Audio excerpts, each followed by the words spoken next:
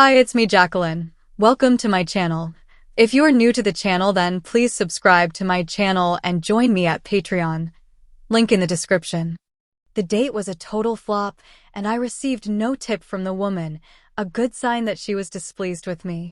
Fortunately, I soon received another assignment, and Myra described what the nature of my services would be. I was to attend to a woman while her husband accompanied their daughter to a dance, while the mother chaperoned the affair.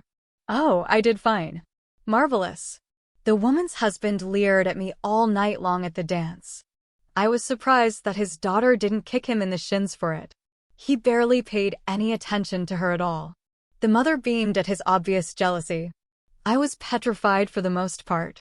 I was so cautious, I'm afraid I was a total bore to my partner. I expected a bad review and was in the dumps about it all day, dreading to hear word. Surprisingly, I was advised that afternoon that they wanted to engage my services again. I was to be ready for their limo again at 8 p.m. I guess my lack of conviviality didn't put them off after all. When I arrived, I discovered that the wife and daughter weren't home. Instead, the head of the house was waiting for me in his office. At first, I was afraid that I had insulted his wife somehow, and he was going to wreak his vengeance on me. Quite to the contrary, we sat in his office, him sipping brandy, discussing life in general and me in particular.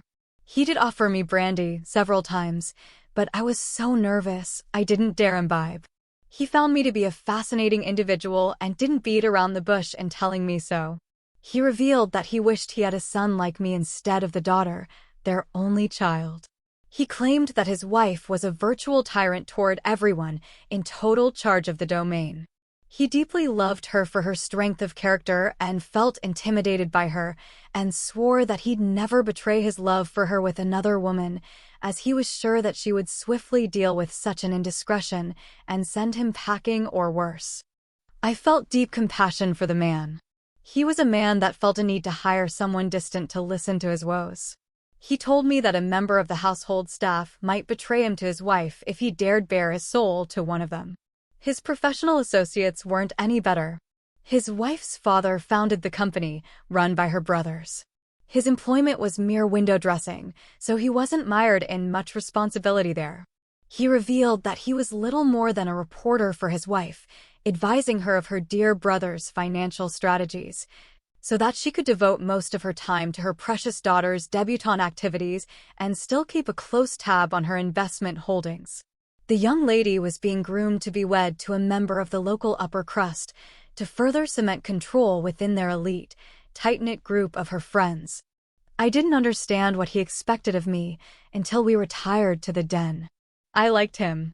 He was a quiet, reserved man of 45, with a bit of gray at the temples. He appeared to be in good shape and stood at 6 feet, perhaps more. He then asked me to tell him a little bit about myself, where I had grown up, and whatever made me choose being an escort for a profession. I explained the bet, the dire circumstances that led to it, and spoke of my early years on the farm with a sense of longing. Truly, at the time, I was longing to be at home on the farm, away from the city, where I was beginning to fear wasn't right for me. He listened intently all the while and expressed delight that I wasn't interested in a career as a male escort. He wasn't in a position to offer me employment, but confessed that his wife would allow him to engage me for companionship. My mouth dropped open. I'm sure he noticed it. Surprised? I mentioned it to her this morning, telling her that you'd be ideal if you'd act as if you are the younger brother I never had. There's one fortunate or unfortunate thing about wealthy people, depending on your perspective. Most don't procreate as much as the people from the middle or lower class. I guess they are too full of themselves, or something like that. I was raised an only child, like our daughter. Other than my wife, who I wed by an arrangement, I have no one to confide in. He wanted to hire me as a buddy? Whatever for. Why didn't he go out more and build friendships like most people, I asked. In our complex society, rewarding friendships can be available in any bar for the price of a round of drinks, and good friends with mutual interest are found by becoming interested in a hobby or sport. He agreed, except the less fortunate often take advantage of a situation and try to capitalize on it. Oh yeah, that problem again. At that point, I felt sorry for him. What would you expect of me? I'm not sure what to expect, Phil. Loyalty? Your compassion? Friendship? I don't know. I liked you from the moment I saw you last night. There's something about you. I don't know exactly what it is, but I'd like to try and find out. If you don't mind, I'd like to meet with you regularly and chat, like we're doing right now. Interested? Well, sure, but I must remind you that I am not working at a regular job right now, and I have to keep the engagements arranged for me. I can't afford to lose that bet without any of the funds to pay off if I should lose. Don't worry about that. I'll be happy to pay you $300 a night and would like to meet with you at least once a week. We can go to all sorts of places together like brothers do. We'll do things that appeal to you as well. Please don't turn me down, Phil. I don't know what to say. I did expect to be doing this as a woman's companion, not a man's. I suppose I should clear it with my mentors. If my roommate finds out, he'll think the worst. I'm not inclined toward any physical relationship either, not that I'm adverse to people with an alternative lifestyle, I'm just not so inclined. You don't know how difficult it is for me to request this of you. I'm really a very lonely person. My wife isn't warm towards me in any way. To her, marriage is an arrangement, necessary for her to achieve her other goals. I guess I'm just a pawn in her goal-oriented life. I actually don't mind. We're very devoted to one another, but our relationship is void of any passion. I know I don't need passion at my age. I'd just like to have someone that I feel has good social qualities around, who wouldn't embarrass me in public. I certainly don't need a scandal to upset my wife, so female companionship is out of the question. I spent the balance of the evening following his lead, listening more than talking, being as friendly as I could be. The nagging thought of homosexual conduct kept gnawing at me, yet I didn't want to insult him, as he wasn't hinting at it. He was good-natured, congenial, a very adept conversationalist, and proved he could wind a fairly complex yarn before the hour of my departure drew near. In short, he was a fun companion. Just as I was about to leave, his wife and daughter came home. She looked at her husband and knew that he had already addressed his intentions to me. She took me in her arms and kissed me on the forehead. Thank you. Have you made a decision? Not really. I'd like to think on it and discuss it with someone that I trust, someone close, I believe would be the best person to give me advice. I'll be able to give you an answer. By tomorrow. I hope I'm not being impertinent, but doesn't your husband's request to hire someone for friendship offend you, ma'am? Not at all. I hired you yesterday, didn't I?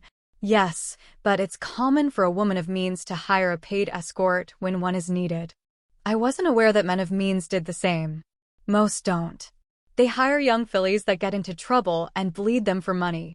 If Joel ever tries to do that, I'll divorce him and leave him penniless. She turned to him. Won't I, darling? He remained silent and merely nodded, but I had a feeling he had a previous fling that brought on that kind of trouble to his home before, or she wouldn't permit it. This woman was giving her blessing to this plan of his. During the limo ride home, I was perplexed. I'd need some time to formulate an effective approach to Myra.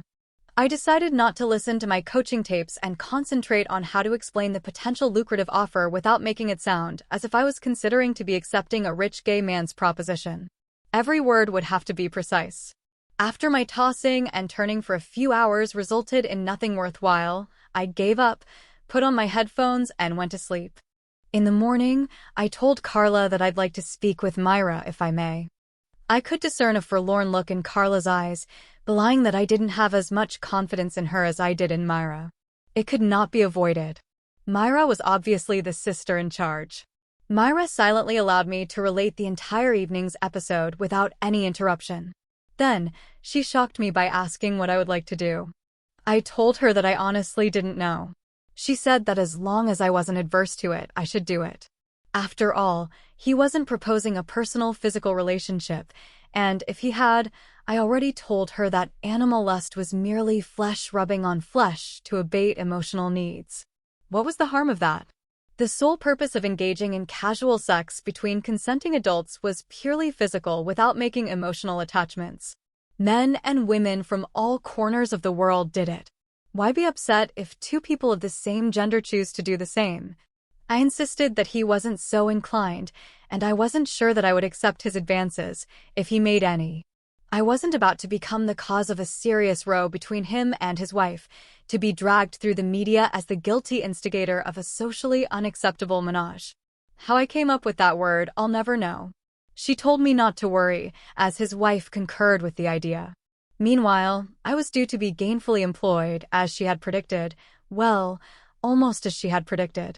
She prepared a fresh pitcher of my juice and sent me back to my own apartment to call the gentleman at his office to advise him of my decision, which I did, much to his eager satisfaction. He had already assumed that I'd agree to his offer and made the arrangements for us to see a baseball game that afternoon, to be followed by dinner with his family. That threw me back. I didn't expect I'd be dining with his wife and his daughter, too. For one, she was a teenager. If the wrong impression was made accidentally, she might get the wrong idea. How does one explain being paid to be the companion of another man? This was getting too complex to anticipate. Nonetheless, we had a great time at the game, with hot dogs, beer, peanuts, and all. Joel was a lot of fun to accompany. My anxiety dissipated early in the third inning when our home pitcher struck out his ninth batter. The crowd was ecstatic. With 2 runs scored in the 6th inning to bolster the other 3, the home team coasted to victory. The last time I saw a Major League game, I had to walk up to the upper deck. This time, we sat inside a private room with the entire field in full view aided by monitors set up to show the game from different vantages. We took an elevator to the private box from right inside the gate, after being dropped off by the chauffeured limo. Wealth does have its advantages. Having dinner with Joel's family was pleasant. I was introduced to his daughter, finally. Joel's authoritarian wife presented me with a gift. I was about to open it, but she advised me sternly that she'd rather I open it at home. Of course, I bowed to her wishes, intrigued by her request. Why didn't she want me to open it at the dinner table? What could it be? Joel decided to share the ride home with me, as he was going to drop by his office later that evening. He drew the electrically operated privacy screen up, so the driver wouldn't be aware of our conversation. Did you have a nice time today? Yes, sir. I had a marvelous time. That 2-run homer in the 6th inning was the icing on the cake. I could feel the adrenaline pouring through my spine at the crack of the bat. We'll have to do it again sometime. He paused, searching my face. Why don't you open up your present now, Phil? I'm dying to know what my wife bought for you. She has excellent taste. Whatever it is, she must want you to know that she approves of you. She rarely makes special trips to buy people gifts on her own, other than for the family. She usually sends the staff out to make purchases for friends and acquaintances. I'm deeply honored. She asked that I open it at home. Won't she be disappointed if we ignore her request and do it now, sir? Please, Phil. Call me Joel when we're alone. It sounds refreshing from you. My wife simply didn't want you to open your gift in front of our daughter. Open it up and you'll find out why. Come now. Don't be shy. I'm sure there's a purpose to it. It's her way of letting you know how she feels about you being my companion. I opened the gift-wrapped box, hoping that it wasn't what I imagined. Lifting the top off, my heart skipped a beat. She had bought me an elaborate Western dress shirt with a wide collar and swirls of pearls running top to bottom on either side of the tiny pearl buttons in front. The back was similarly decorated. Wow. I've never seen anything like this, Joel. It's practically effeminate. Where would I wear such a beautiful creation? To the Western store where she bought it for you, to get the rest of the riding outfit that she couldn't buy without knowing your right sizes. I'll pick you up tomorrow in the early afternoon, before the traffic gets heavy. I'll arrange a time with the store. Knowing her, she probably tentatively scheduled a fitting for you in advance. Please say you'll go. How can I refuse without insulting her? I thought we'd only be meeting once a week. Yes. Once we get better acquainted. For now, please indulge me and promise that you will come tomorrow. I'll have the car pick you up at whatever time you choose, as long as we won't be caught late in traffic during the rush hour. Fine. How does 2 o'clock sound? I'm sure that I can be available by then. Wonderful. In the event I'm be detained by a business appointment, I'll join you there. He rested the palm of his hand on my knee, leaving it there to gauge my reaction. Once again, the nagging suspicion of sexual innuendo crept into my mind. I had to try hard to repress it. He was so kind. It was crude of me to think he had lecherous motives. I decided to let the matter slide. If my suspicions were wrong, I could nip the budding new friendship prematurely without cause. He withdrew his hands gracefully, as if it was just an unconscious gesture between friends.